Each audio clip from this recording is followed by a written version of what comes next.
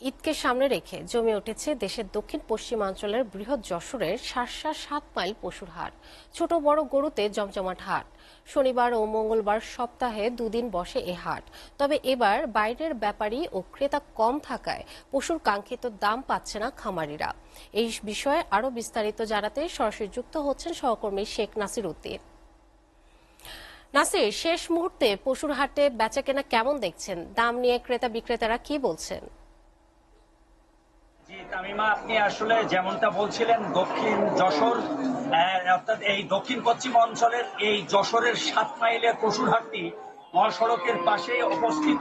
এর অপোজিটে আসলে সীমান্ত দিয়ে তো এবার কোনো গরু আসেই নাই বললে চলে, যেহেতু বিজিবি সীমান্তে খুব সতর্কতা অবস্থা জারি করেছে।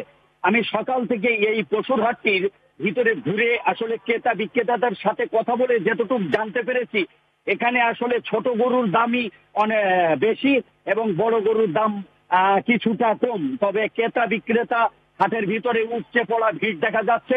আসলে এই 7 মাইলের পশুর হাটটি এই গরু নিয়ে বিভিন্ন ব্যাপারীরা আসলে বাংলাদেশের বিভিন্ন বিভিন্ন জেলায় বিভিন্ন বিভাগে এখান থেকে আসলে গরু যেয়ে থাকে।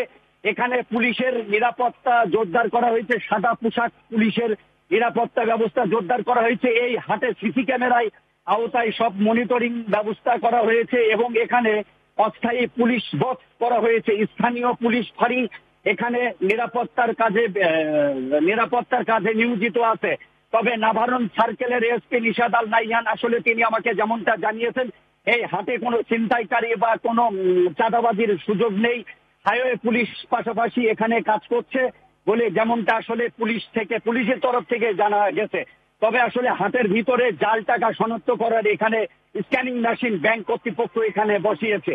তবে আসলে মোটামুটি সবকিছুই এখানে ভালো আছে। তবে এখানে স্থানীয় ব্যবসায়ীদের একটা অভিযোগ থেকেই থাকে, হাটের শেষের দিকে মলমপটির আসলে এখানে একটু দূরত্ব বৃদ্ধি পেয়ে থাকে, যেটা প্রতি বছরে 2-1টা অপ্রীতিকর ঘটনা এখানে ঘটেই থাকে।